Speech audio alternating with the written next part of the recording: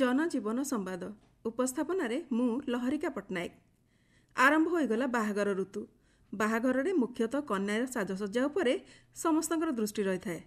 भारतीय संस्कृति रे आधुनिकता भितरे भी पारंपरिक विवाह पोशाक को गुरुत्व दिया जाइछि। लाल रंगर साड़ी किंबा लेहेंगारे सुना अलंकार सुसज्जित होई भारतीय कन्या खूब आकर्षणीय देखा जाइथांती। विदेश रे मध्य बाहागर पई एभली चलणी रहिछि। बाहागरे निज पई सुंदर पोशाक बाछिबा व्यक्तिगत पसंद होइथिले मध्य परंपरा को बाद दिया जाई पारे नाही। ए क्षेत्र रे भारतर पारंपरिक किंतु शुभ और भव्य कन्या बेश को विश्व रे प्रथम स्थान दिया जाइछि। एहा पछकु रहिचंती जापान और घाना। बाहागर ऋतु रे केतेक देशर आकर्षणीय कन्या बेश संपर्क रे आसंतु जानिबा। बाहागर समय जापानी कन्या पारंपरिक पोशाक किमोनो पिंधती। एथिरे लंबा हाथ एवं फ्यारिस रहिथिबा जरूरी। रंगबेरंगी फुलरे सजा जाइथिबा आधुनिक किमोनो एक फ्लोराल प्रिंट वन पीस परी देखा जाए। किमोनो सह धला रंगर पारंपरिक टोपी कन्यार सौंदर्य को बहुगुणित करदिए। जापान रो जातीय रंग लाल और धला होइथिबारु सेठाकार विवाह पोशाक रे एही रंगर प्रभाव रहिछि। केतेक जापानी कन्या केशरे जुड़ा करी ता उपरे एक रेशमी हुड पिंधिथिबार भी देखा जाए। एहाकू वाटाबसी बोली कहते। जापानी बाहागर रे एहा सबुठारु पुराना परंपरा होइथिबा बेले विनम्रता और शालीनतार प्रतीक। शुद्धतार प्रतीक पारंपरिक शिरो मुकुठारु सुंदर किमोनो पर्यंत जापानी बाहागर पोशाक कलार उत्कृष्ट उदाहरण।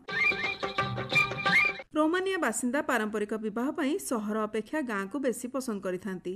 सेमाने गाँ को आसी निज परिवार पड़ोसींक मेଳରେ विवाह करिथांती। एही समय रे कन्या पई उल किंबा सूता कपड़ा रे स्वतंत्र सुसज्जित स्कर्ट प्रस्तुत करा जाय थाए, जाहाकू फोटा कहंती। एहा सहित मारामा नाम रे एक चादर रहे। कन्या लंबा जोता पिंधिबा सह तांक मुंड को घोड़ाइबा पई विभिन्न मोती माली सुसज्जित टोपी को विशेष गुरुत्व दिया जाए, कारण एहा से विवाहित बोली सूचक पालटे। भारतर केतेक स्थान रे मधुर संपर्कीय माने बरर जोता चोरी करे नेबा परी रोमानिया रे कन्यार सांगसाथी कन्या को ही चोरी करे नेथांती एवं तांको फेराइबा बदल रे बरंक ठारू टंका आदाय करंती। इंडोनेशिया रे प्राय 7 दिन धरी विवाह समारोह अनुष्ठित होउथुवा बेले स्थान विशेष रे विवाह पोशाक निर्धारित होइताए। जेमिति कि बालीर पारंपरिक विवाह पोशाक पाए सागुंग बुगिस मानकर बाजू बोडो आदि नाम परिचित। तेबे प्रायतः विवाह दिन कन्या पारंपरिक लाल रंगर पोशाक एवं सुनतियांग नचित जामांग नाम एक मुकुट पिंधि थांती। सुनतियांग मिनांग काबाउ मुकुट होइथिबा बेले जामांग हेउछि सुंडानी मुकुट। बर और कन्यांक पोशाक प्राय एका भଳି दिसे। इंडोनेशिया परंपरार बाहागर पोशाक रे कन्यांक पई साधारणतः पारंपरिक लंबा स्कर्ट और ब्लाउज सरंग एवं केबाया सहित सेही पारंपरिक मुकुट रही थाए। भारत भली चीन रे मध्य विवाह अवसर रे लाल रंग को गुरुत्व दिया जाय थाए। एठारे बाहागर दिन धूसर नील कला रंग पिंधिबाकू अशुभ बोली ग्रहण करा जायछि। पारंपरिक गाउन सह गहना एवं मुंडरे उल मुकुट पिंधंती कन्या। चीन कन्यांक क्षेत्र रे कुनकुआ सबुठारु लोकप्रिय विवाह पोशाक। एहा एक जैकेट और स्कर्ट होइथाए। एहाकू तैयारी करिबारे बहुत समय लागुथिबारु प्रायतः झियो जन्म समयरु ही तार मां एई पोशाक तैयारी करिबा सेठारे एक परंपरा। अवश्य एवं विभिन्न डिजाइन कुनकुआ बजार रे उपलब्ध हेउछि। एहा व्यतीत गोटे पीस गाउन सिउ हे फु मध्य पिंधि थांती सेमाने। आधुनिक चीना बाहागर रे किपाओ बा चेओंगसम एवं पाश्चात्य शैलीर पोशाक सह चीना तत्वर मिश्रण एवं लोकप्रियता हासिल करिछि, जहा विविधता प्रदान करे।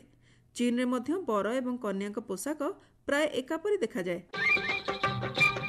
काजाकिस्तान रे बाहागर बेले कन्या पिंधुतिबा पारंपरिक पोशाक क्रिस्टियन विवाह समय धला गाउन परी देखा जाए। तेबे एहार टोपी प्रमुख आकर्षण। एहा जन्मदिनर टोपी भली देखा जाउथिबा बेले एहाकू सुकेल कहंती। एही टोपीर उपरि भागरे लागिथिबा धला परदा को झेलेक बोली कुहा जाए। एहा विवाह समय कन्यार मुह घोड़ाइबा पई ओढ़णी भली व्यवहृत हुए। झियो बाहागरर बेस किछि वर्ष पूर्वरु परिवार लोके एभली विवाह पोशाक प्रस्तुति आरंभ करिबा सेठाकार एक अनन्य परंपरा।